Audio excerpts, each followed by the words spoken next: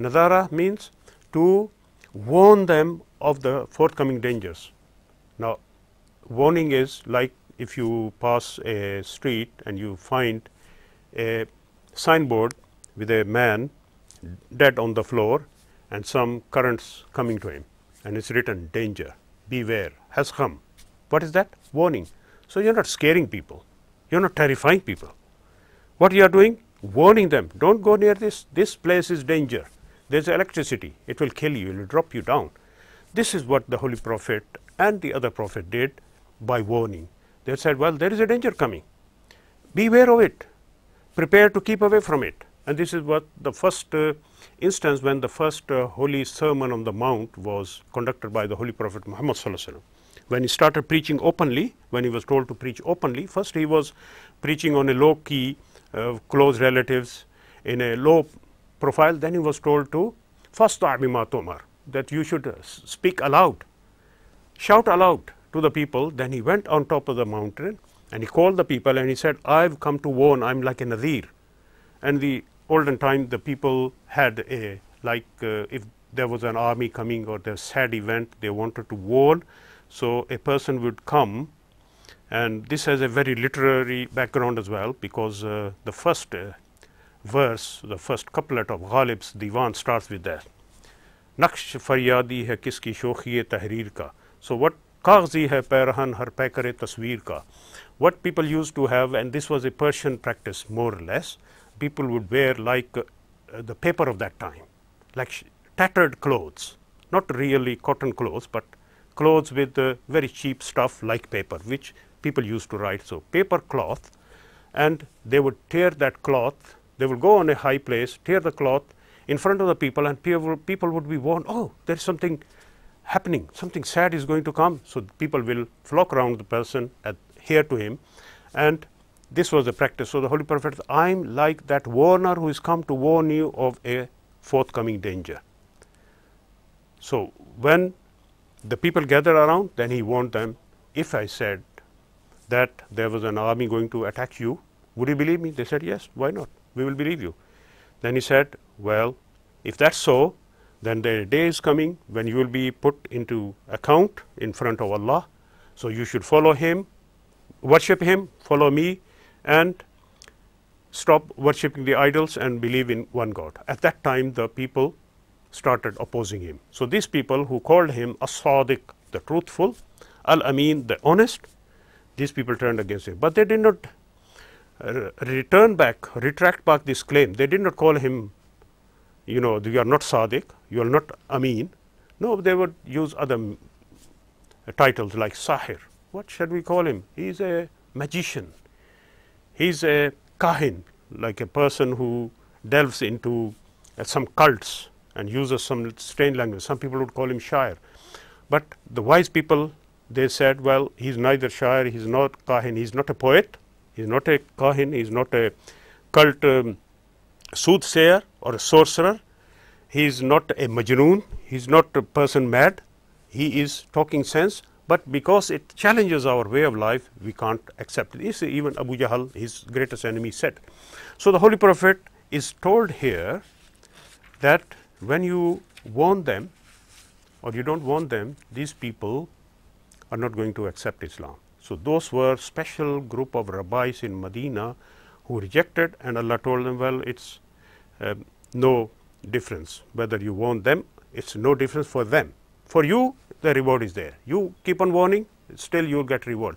No prophet has failed. Even one prophet who would never have any follower, he has never failed. Why? Because he passed on his message. وَمَا عَلَيْنَا إِلَّا الْبَلَاغُ وَمَا عَلَى الرُّسُولِ إِلَّا الْبَلَاغُ. That upon the Rasul, upon the messengers of Allah, the duty is to take that message, transmit to the people, to give them the message. If they are given the message, their duty is done. So, Allah subhanahu wa ta'ala is saying, you give them the message or don't, they are not going to believe. And then Allah is mentioning about the people who are claiming to be Muslims. So, there was this group of hypocrites, as I have said. Some people, out of opportunity or because of circumstances, they had no option left.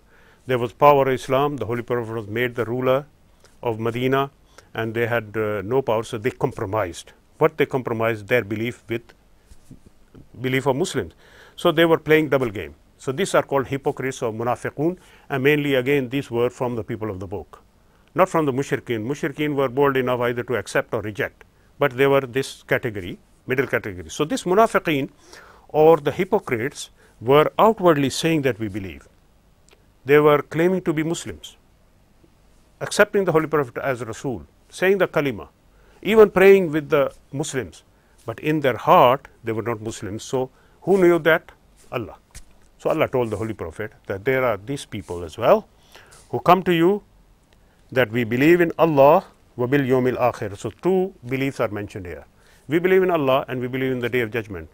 Are only these two beliefs of belief of Muslim? As I have said, that because these two beliefs are pronounced through the Holy Prophet's mouth. That's why accepting him is automatically understood, that you have to accept Muhammad sallallahu alaihi wasallam as the Prophet of Allah.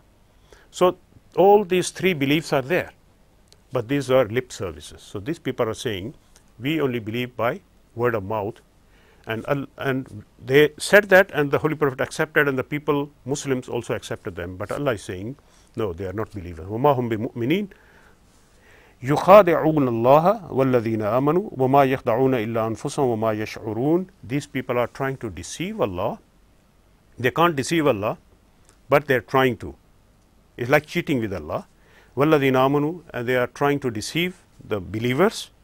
وَمَا يَخْدَعُونَ إِلَّا أَنفُسَهُمْ, but in fact they are deceiving themselves. So any hypocrite, any people who don't believe in Islam in their heart and they proclaim to be Muslims, they are like hypocrites. But ulama have done very clear explanation of that. They said these hypocrisy ended with the time of the Holy Prophet Muhammad sallallahu alaihi wasallam. Now we can't categorize anyone into munafiq and other kafir. No, what we'll say is all the kuffar, non-believer is a non-believer. If by his practice or by word in his mouth he does something which is against the belief or practice of a Muslim and denies the practice or denies the belief or denies Islam, he is a non-Muslim. But however, if he proclaims to be a Muslim, he remains as a Muslim in the register as Muslim with the name and everything, but he does not practice Islam and does not accept, and he goes against the teaching of Islam. In the terminology of Quran, he's called as mulhid.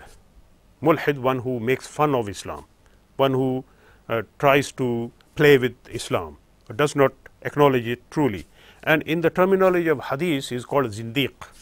So mulhid or zindiq, that's why some people who later on, so they were Muslims, and later on they devised new ideas or they interfere with the faith and they produce new ideologies like khalq al-Quran, that Quran is a creation of God, it's not speech of God, creation of God. So these were categorized as mulhid or zindiq, and there were many other people. But those people who clearly say by the word of mouth that they don't believe in Allah or the Prophet or the zururiyat ad-din, this is called the essentials of faith, they are categorized as kuffar, they are not categorized as munafiqun. So nowadays the ulama have said, nowadays we categorize all non-believers as kuffar, as kafir. Either there is believer or there is a non-believer. So these two categories are clear for our time. But this is again a miracle of the Quran, that Allah subhanahu wa ta'ala is informing the Holy Prophet sallallahu alaihi wasallam through Quran and through other wahi, other revelation which is apart from Quran, that these people are munafiq, are hypocrites.